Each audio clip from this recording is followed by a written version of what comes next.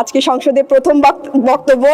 আর আপনি একটা কথা বলেছেন মাননীয় স্পিকার, যে এটা শাহবাগ না, আমরা কিন্তু শাহবাগ থেকেই উঠে এসেছি মাননীয় স্পিকার, এবং শাহবাগের সত্তা নিয়ে আমরা এখানে দাঁড়িয়েছি। আপনাকে ধন্যবাদ মান স্পিকার।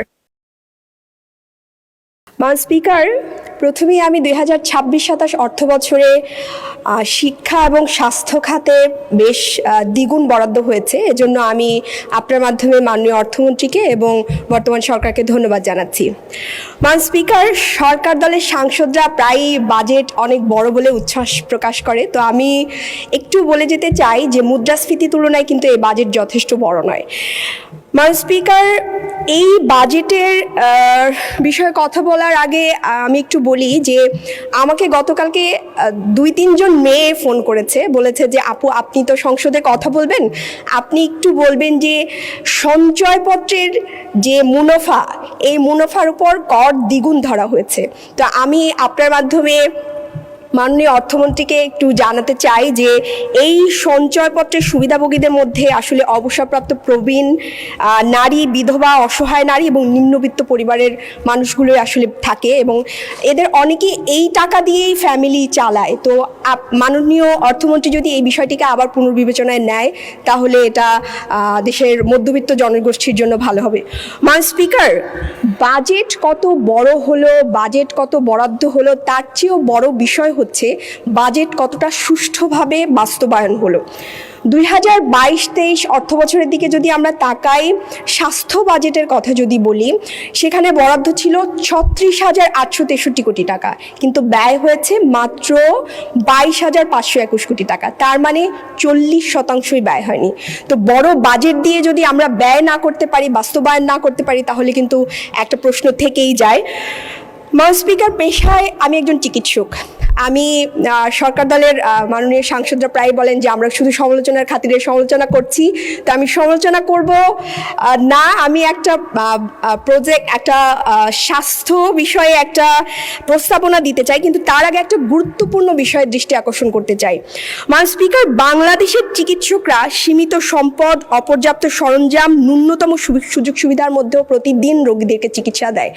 আপনি জানেন, আপনারা সবাই একটা এলাকা থেকে নির্বাচিত হয়ে এসছেন, এবং সেই এলাকার হাসপাতালের কি অবস্থা এটা অ্যাজ এ হোল আমরা সবাই জানি, এবং হাসপাতালে ডাক্তারদের রুমের কি অবস্থা, তারা কিভাবে চিকিৎসা দেয়, কত কম সরঞ্জামের মধ্যে চিকিৎসা দেয়, এটা কিন্তু আমরা জানি। কিন্তু তারপরেও অত্যন্ত দুঃখের সাথে বলতে হচ্ছে যে আমাদের চিকিৎসকরা প্রতিনিয়ত লাঞ্ছিত হচ্ছে, তারা কর্মস্থলে প্রতিনিয়ত শারীরিক নিগ্রহের শিকার হচ্ছে।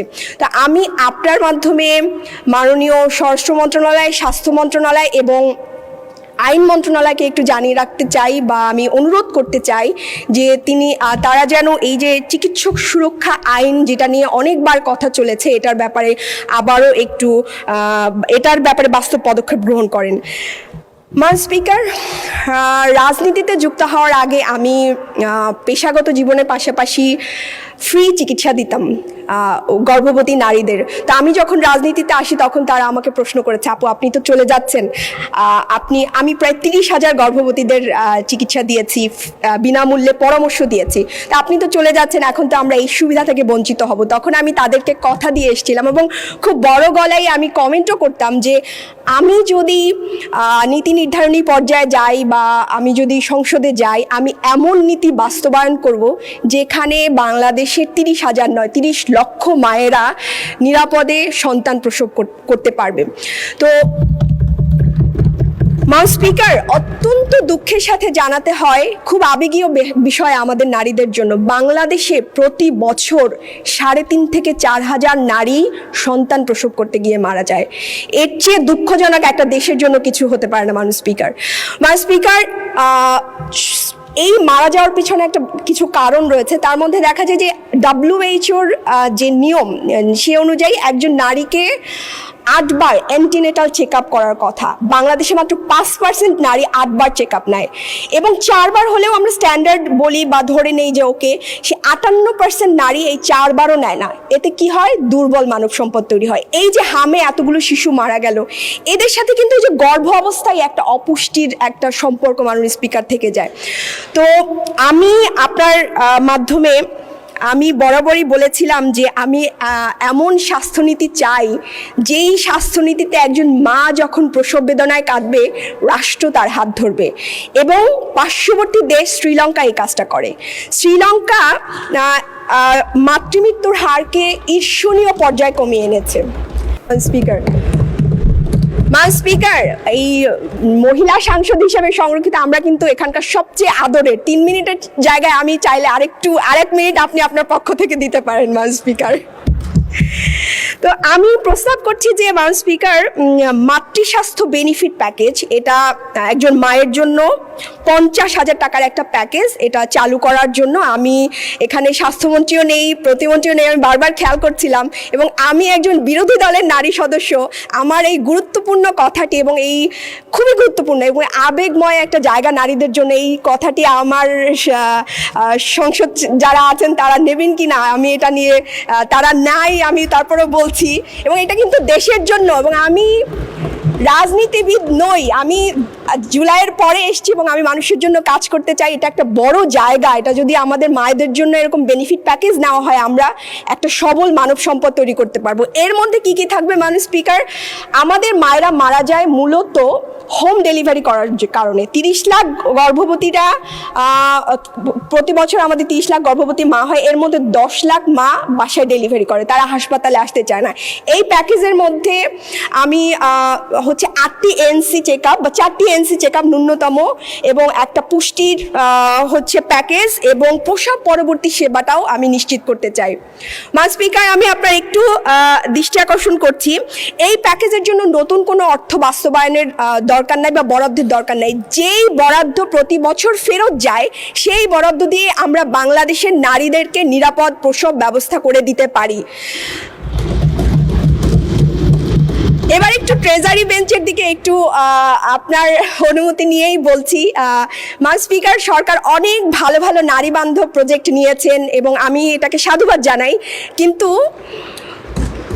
আমি অত্যন্ত দুঃখের সাথে বলতে চাই যে ওখানে 37 জন নারী আর এখানে আমরা 13 জন নারী, অথচ টিআর কাবিখার বরাদ্দে আমরা মাত্র 13 জন বঞ্চিত হলাম। স্পিকার,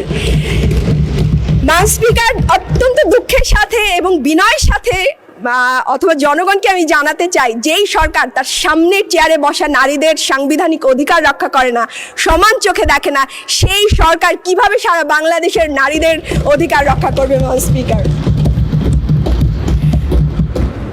স্পিকার, বলতে চাই না, তারপরে বলতে হয়, এর মধ্যে বাংলাদেশে অনেক বড় বড় মিরাকল ঘটে গেছে এবং আমাদের মাননীয় স্থানীয় সরকার পল্লী উন্নয়ন সমবায় মন্ত্রীর উপজেলায় যেই কাজ হয়েছে সেটা অন্যান্য স্পিকার, আমাকে 2 মিনিট দিতে হবে।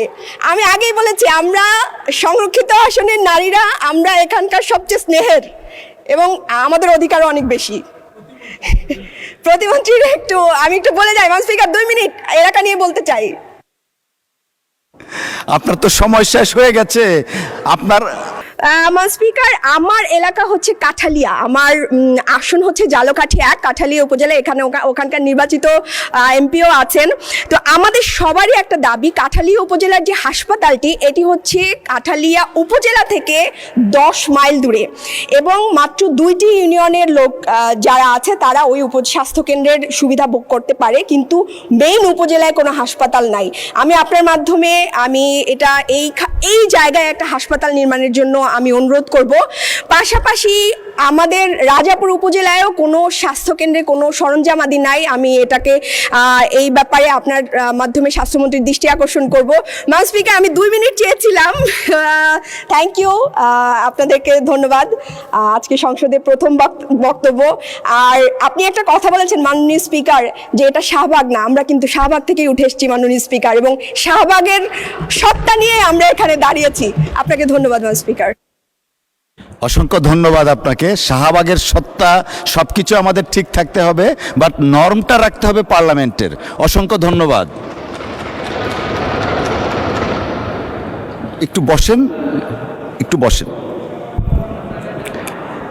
আলোচনায় অংশগ্রহণ করবেন মহিলা আসন নম্বর 349